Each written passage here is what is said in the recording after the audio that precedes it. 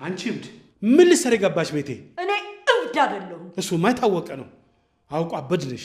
አሁን ስለኔና ስላንተ ላወራ አይደለም የመጣሁት። ልጄ የት ነው? የምን አባትሽ ልጅ ነው ደግሞ? ልጄን በረከቴን ልጄን መልስልኝ። መልክሽ ሲጠፋ እድሜሽ ሲገፋ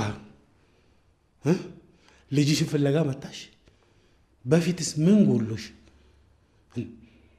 አርፈሽ ቁጭ ብለሽ ልጅሽን ማሳደግ ትችያል ነበር። እኔ እናንተ መቼም ተግባብተን ማውራት አንችልም። አሁን ልጄን መልስልኝ። ምን? አዎ ልጄን፣ በረከቴን፣ ማንነቴን እፈልጋለሁ። ልጄን አምጣ አምጣ ልጄን። ልቀቅኝ አንቺ እብድ ልቀቅኝ። ዛሬ አለቅ ልቀቅኝ። አሁኑኑ ልጄን ትመልሳለህ። ልቀቅኝ።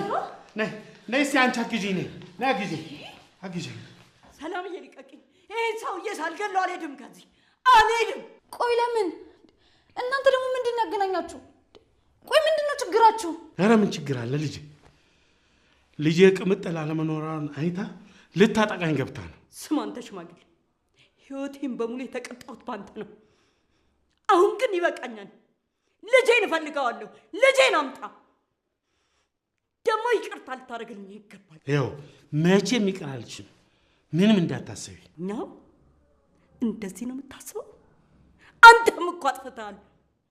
እኔ ብቻዬን የምቀጠው ምን ቦታ? ኃጢአተኛ ሴት፣ ሴሰኛ ሴት ስለነበርች ነው ፈጣሪ አሁን ደህና አድርጎ እየቀጣሽ ያለው። ሴሰኛ አይደለሁም።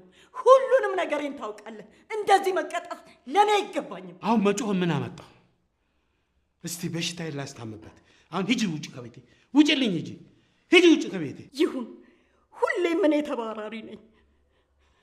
ፈጣሪ ሁሌም ላንተ ያዳላል። እኔ ተባራሪ፣ አንተ የቤት ባለቤት። ግን እንዳትረሳ ይሄ ሁሉ ነገር